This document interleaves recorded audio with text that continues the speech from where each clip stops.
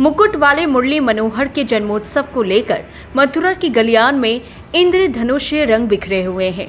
कान्हा के जन्मोत्सव को हर्षोल्लास के साथ मनाने के लिए देश ही नहीं बल्कि विदेशों से भी श्रद्धालु मथुरा वृंदावन पहुंच रहे हैं। लेकिन हम आपको भगवान श्री कृष्ण की एक नन्ही भक्त से मिलवाने जा रहे हैं, जो श्री कृष्ण भक्ति में इस छोटी सी उम्र में लीन रहती है। और हो भी क्यों ना, क्योंकि उसका नाम भी भगवान श्री कृष्ण की बहन के नाम पर ही है। जी हाँ, 7 साल की सुभद्रा, उसका ज्ञान सुनोगे तो आप भी हैरान रह जाओगे, क्योंकि वो ये भी जानती है कि सुभद्रा नाम का अर्थ क्या है, सुभद्रा कौन थी और जगन्नाथ यात्रा के दौरान रथ पर पहले कौन सवार होता है और सुभद्रा का स्थान कहाँ होता है। तो चलिए आइए आपको सुनवाते हैं 7 साल की सुभद्रा से कृष्ण ज्ञान। नमस्कार, आप देख रहे हैं न्यूज़ 1 इंडिया। मैं हूं आपके साथ दीपिका ओझा।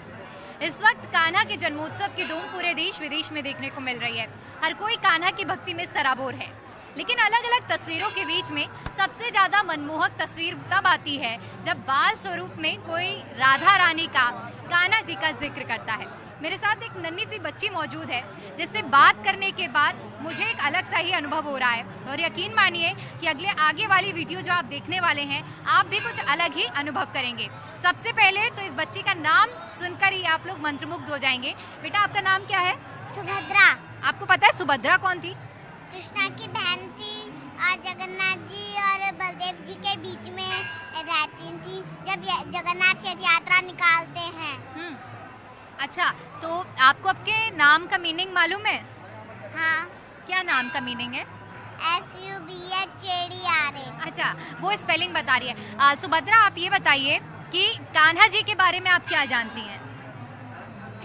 कृष्णा को छोटे थे जब उन्हें गोबर के उससे नहलाया इसलिए जाता था क्योंकि गाय के गोबर में ज़्यादा शक्ति रहती थी और उनके बहुत राक्षसों की बहुत छाया पड़ गई थी, इसलिए उनको गोबर से नहलाया जाता था ताकि उनमें ताकत आए। आपको कोई स्टोरी मालूम है कान्हा जी के बचपन की?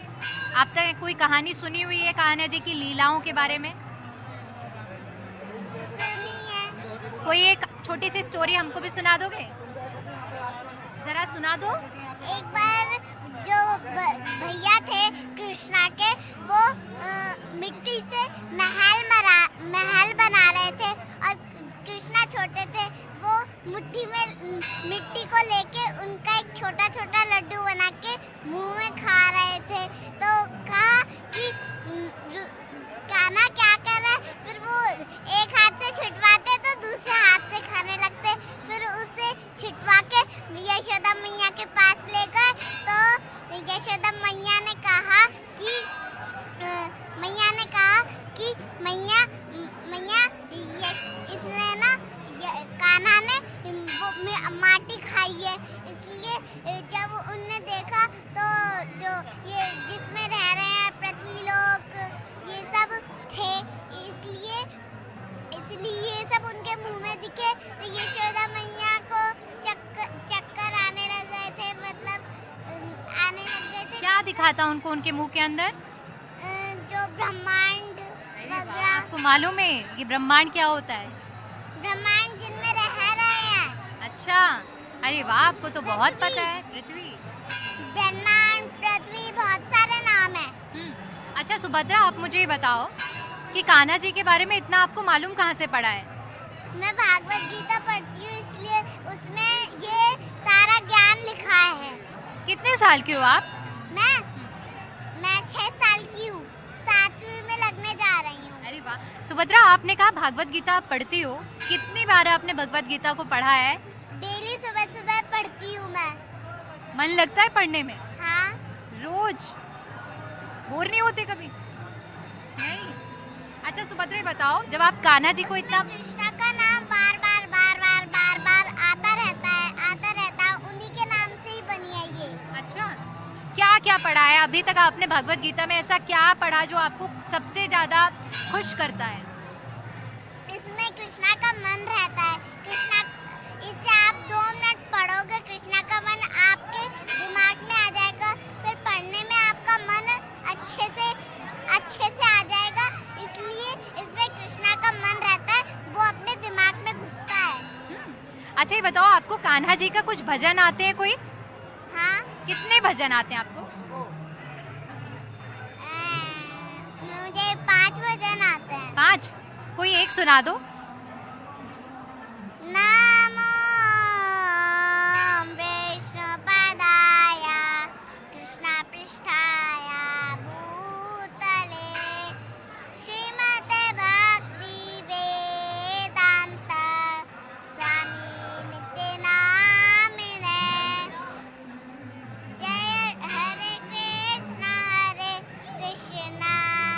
कृष्ण कृष्ण हरे हरे राम राम राम हरे हरे हरे कृष्ण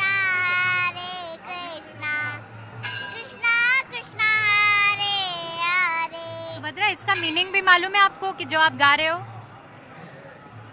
नहीं मालूम, ऐसे ही याद है आपको।